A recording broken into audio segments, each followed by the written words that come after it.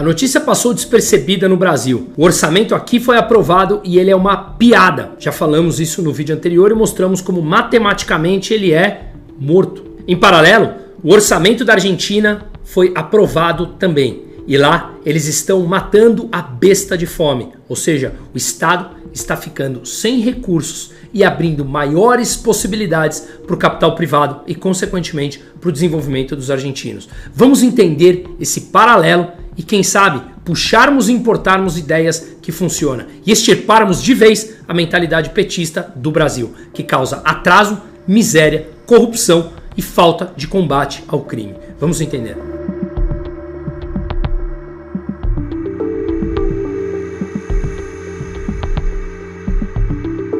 Antes de tudo, eu sou Bruno Musso, economista, e atuo há 19 anos no mercado financeiro. A ideia desse canal é trazer reflexão, coisa que o establishment e o status quo não querem que você faça. Afinal de contas, se pensar um pouquinho, perceberá como eles são inúteis em nossas vidas. E aí perderão por completo o apoio. Portanto, se esse vídeo te ajuda, compartilhe ele, se inscreva no canal, ative o sininho. E eu deixo o QR Code na tela. Afinal de contas, as oportunidades para uma mudança que a gente está vendo no mundo como um todo e também na América Latina está passando debaixo de nossos olhos. O Congresso argentino, portanto, aprovou a ideia de recortar a máquina pública. Já fizemos vídeos mostrando a respeito das últimas eleições e da vitória massiva que Milei conseguiu nas eleições nacionais legislativas, conseguindo amplo apoio para seguir com as suas ideias libertárias, que eu, pelo menos, apoio e muito, depois de anos estudando a Escola Austríaca de Economia. Vale lembrar que os gastos públicos são facilmente incrementados, fáceis de subir. O governo vai lá, aprova o aumento de gasto público, ele é positivo eleitoralmente, ganha voto, as pessoas acreditam por ter uma satisfação de curto prazo, recursos mais na mão de curto prazo e poucos se importam com médio e longo prazo, que ele é deletério justamente para aqueles que mais recebem essa ajuda no curto prazo.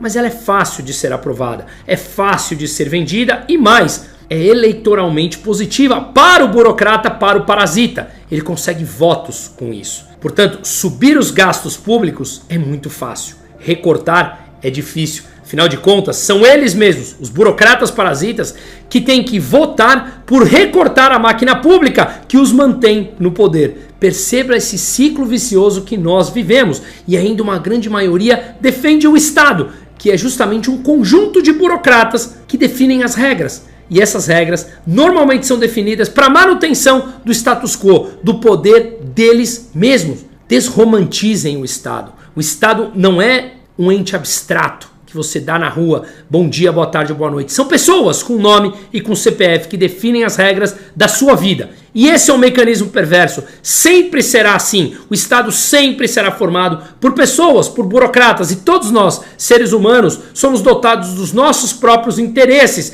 E o poder, ele é sempre sedutor. Portanto, os interesses e os incentivos são perversos para aqueles que chegam na ponta de dominar o Estado. Desromantizem. Digo isso por justamente deixar a pergunta: quem irá votar para tirar os seus próprios poderes?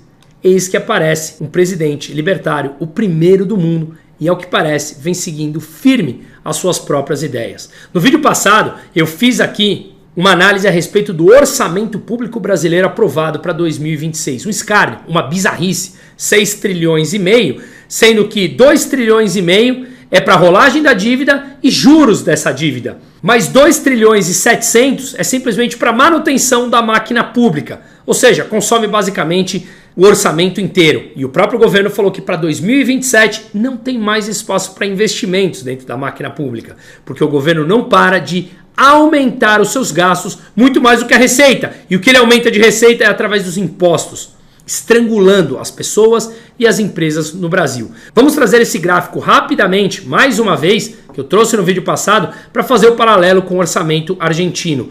O governo Lula, no Lula 3, já subiu por volta de 9,2% ao ano, em termos reais, descontadas a inflação, o aumento das despesas. quase igualando justamente o governo Lula 2. Fernando Henrique tinha subido 5%, Lula 1 subiu 6,1%, Lula 2 subiu 9,8%. Lembrando que no Lula 1 e no Lula 2 o mundo vivia um boom de commodities. O governo trazia mais recursos porque exportava muita commodity.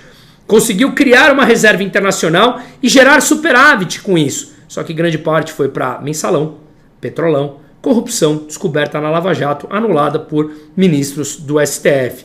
Pois bem, Dilma aumentou 4%, Dilma 2, 0,4%, Temer, 0,5%, Bolsonaro, mesmo com uma pandemia, 3,1%, e Lula 3 já subiu 9,2%. Um escárnio, e foi aprovado o orçamento no Brasil em 2026. Portanto, são poucos os políticos que matam a besta de fome. A besta é o Estado, parasita, que não para de sugar em cima do orçamento público, do seu, do meu, do nosso dinheiro, do pagador de imposto, que paga de maneira forçada, por medo de ser preso e não porque acredita que vai ter algum retorno. E justamente Milei está provando o contrário. Em 2023, conforme vocês conseguem olhar aqui nesse gráfico, o Estado tinha um tamanho por volta de 38% do PIB. Só para efeito de comparação, no Brasil, o Estado pesa algo como 46% do PIB.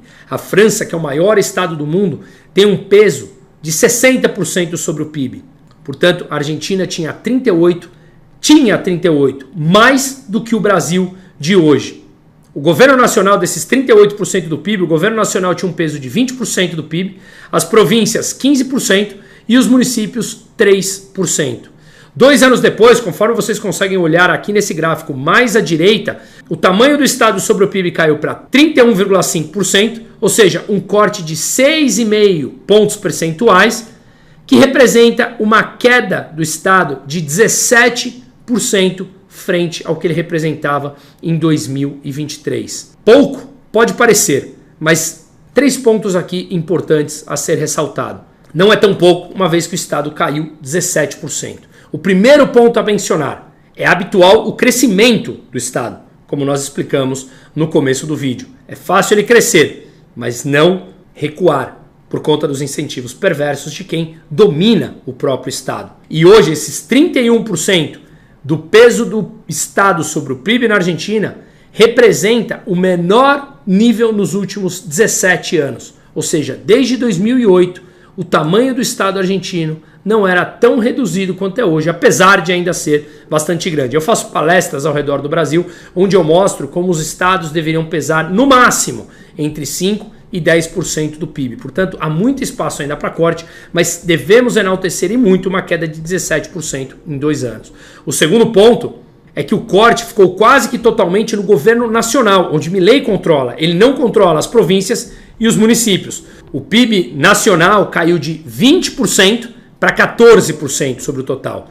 1/4 do total cortado significa que veio do governo nacional, das províncias 1,5% do PIB, ou seja, daquilo que o Milei consegue controlar, veio o grande corte, conforme a gente consegue ver nesse gráfico aqui, onde está em vermelho, uma queda bastante expressiva. E o terceiro ponto é que, para cortar mais do que isso, precisa iniciar o processo de privatização de maneira contundente e de maneira mais forte. Ele irá começar, o Milei vem falando isso há muito tempo, até o momento ele vem cumprindo absolutamente tudo que ele falou, mais rápido ou mais devagar, porque tudo não depende dele, e obviamente esse é um processo complexo, mas é um processo que já deu os primeiros passos. Por exemplo, a educação, a saúde é algo muito mais fácil de privatizar.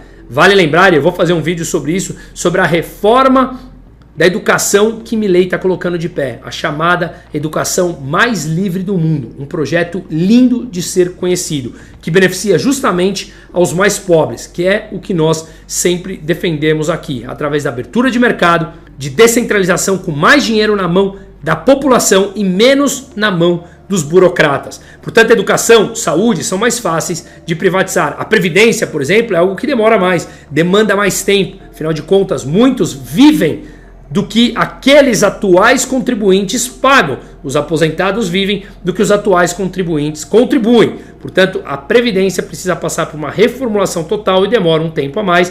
Então, não é do dia para a noite, mas esse processo já se iniciou, o debate por lá. A mudança da mentalidade na base da sociedade, ela é real por lá.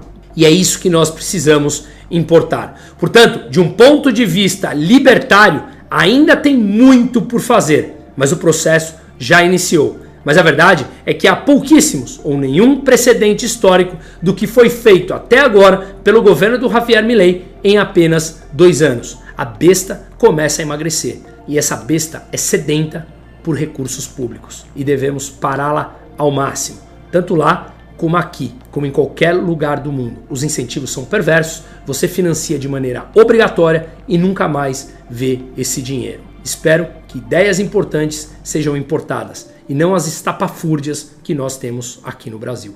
Seguimos.